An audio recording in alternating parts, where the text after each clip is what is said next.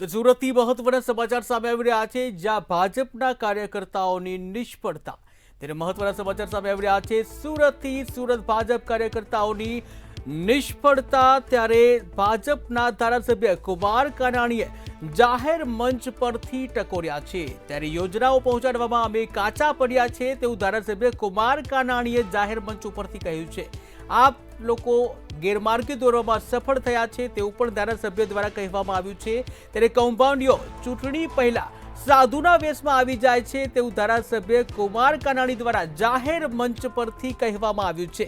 ત્યારે કાર્યકર્તાઓને સાચી વાત જનતા સુધી પહોંચાડવા માટેનું આવાહન પણ કરવામાં આવ્યું છે. કાચિંડા જેવા લોકોને ઓળખવા ધારાસભ્ય કુમાર કાનાણીએ અપીલ કરી છે. ત્યારે યોજનાઓ પહોંચાડવામાં કાચા પડ્યા હોવાનું ધારાસભ્ય દ્વારા જણાવાયું. અસ્તાની સ્વરાજની ચૂંટણી આવી રહી છે, ત્યારે ભાજપના એમએલએ કુમારભાઈ કાનાણી આમ આદમી પાર્ટી પર પોલીસ અને બાંધકામમાંથી હપ્તા લેવાના આરોપ લગાવ્યા છે. એમની જોડે સીધી વાત કરશું. જો કુમારભાઈ આ આરોપ લગાવ્યા છે, શું વાત હતી ને કેવી રીતે હકીકત? ગત કોર્પોરેશન ચૂંટણી અંદર વરાછાની અંદર ભારતીય જનતા પાર્ટીની હાર થઈ હતી અને આપ જીત્યું છે. વરાછાની જનતાએ આપ ઉપર જે ભરોસો રાખીને એમને મત આપ્યા હતા, તો 5 વર્ષ પછી એમનો અનુભવ લોકોને થયો. આપની જે કામગીરી છે આપણે બધા જાણીએ છીએ. આપમાંથી ચૂંટાય પછી અડધા કોર્પોરેટર ક્યાં જઈને બેઠા છે આપણે બધા જાણીએ છીએ. લોકોનો ભરોસો તોડ્યો છે, વિશ્વાસ તોડ્યો છે. આપેલા વચનો એ પાળી નથી શક્યા, કામ કરી નથી શક્યા. આ રોડ ઉપર આપના કોર્પોરેટરે જીત્યા પછી પણ ડ્રેનેજના ઢાંકણાઓ તૂટી ગયા હોય તો ભારતીય જનતા પાર્ટીના કાર્યકર્તાએ ભરાવ્યા છે. આપે કર્યું નથી કામ. અનેક બાંધકામોની અંદર સસ્તાની દુકાનો હોય, ફરિયાદો કરવી, ફરિયાદ કર્યા પછી પૈસા મળી જાય એટલે ફરિયાદો પાછી ખેંચી લેવી, આ બધા જાણે છે. 5 વર્ષ સુધી ભ્રષ્ટાચારનો કાંડ કર્યો છે. કામગીરી ઝીરો છે. અને એટલા માટે આ વખતે ભારતીય જનતા પાર્ટીના કાર્યકર્તાએ વિપક્ષો દ્વારા આપ દ્વારા જે ખોટો પ્રચાર થાય અને લોકોને ગેરમાર્ગે દોરવાનો જે પ્રયાસ થાય એમાં એ લોકો સફળ ન થાય. અને એટલા માટે આપણી ભારતીય જનતા પાર્ટીની વિકાસની વાત, આપણી યોજનાની વાત લોકો સુધી પહોંચે એના પ્રયાસો આપણે કરવા જોઈએ એવી મેં કાર્યકર્તાઓને અપીલ કરી છે. ખાસ કરીને વાત કરીએ કે જે આપણે ભાજપને કાર્યકર્તા છે લોકો સાથે પહોંચવાનો અને એને જે યોજના ચાલુ છે એને જે જાણકારી આપવામાં વિફળ રહ્યા છે, એવું કહેવા માંગુ છું. એ ગઈ ચૂંટણી અંદર આપે કીધું તો અમે શિક્ષણ ફ્રી આપીશું, આરોગ્યની સેવા અમે ફ્રી આપીશું. તો શિક્ષણ તો ભારતીય જનતા પાર્ટીની સરકાર વર્ષોથી બી આપે છે. સુરત મહાનગરપાલિકાની અંદર શિક્ષણ સમિતિ સંચાલિત 1 થી 12 શાળાઓ સુમન સ્કૂલ સુધી વિદ્યાર્થીઓને ફ્રી જ ભણાવીએ છીએ. બાળક કોલેજમાં આવે એટલે 80% થાય તો સરકાર 50% પૈસા ફીના ભરે છે. એને વિદેશ કોલેજ કર્યા પછી વિદેશ જવું હોય તો 15 લાખ રૂપિયા સરકાર વાર્ષિક 4%, અને એ પણ 3 વર્ષ પછી વ્યાજ અને હપ્તા શરૂ થાય એવી રીતે સરકાર આપે છે.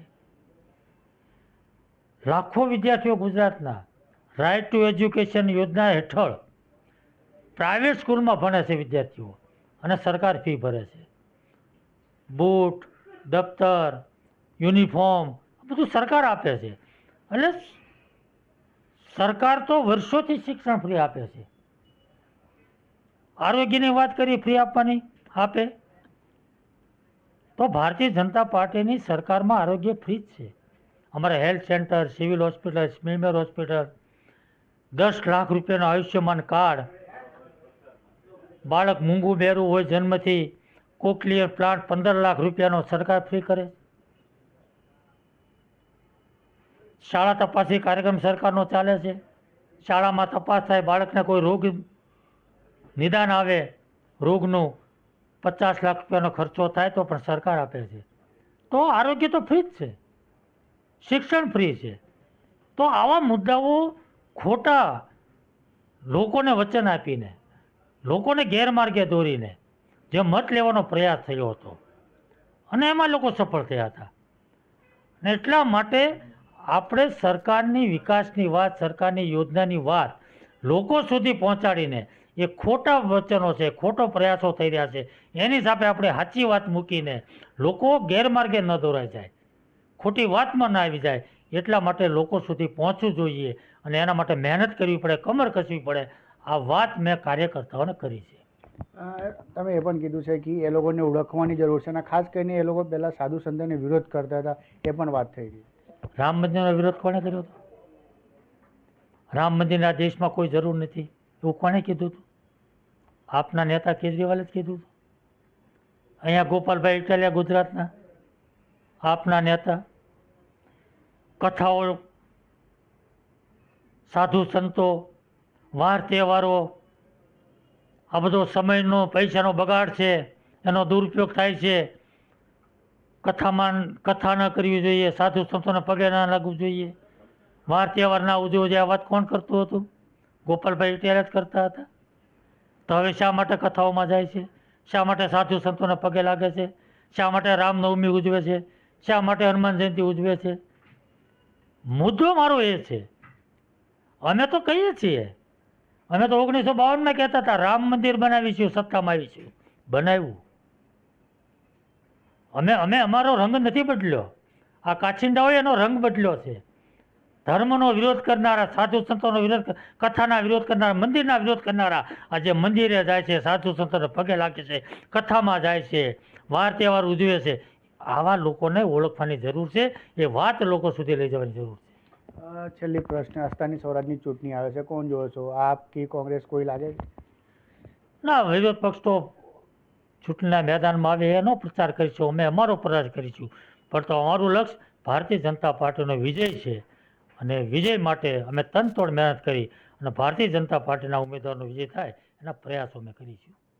બિલકુલ, હતા ભારતીય જનતા પાર્ટીના કુમાર કાનાણી એમએલએ જે ખાસ કીધું છે કે જે અમારે વિજય છે, જે અમારે લક્ષ્ય છે, એ ભારતીય જનતા પાર્ટીને 47 સ્વરાજની ચૂંટણીમાં જીતવાનું છે.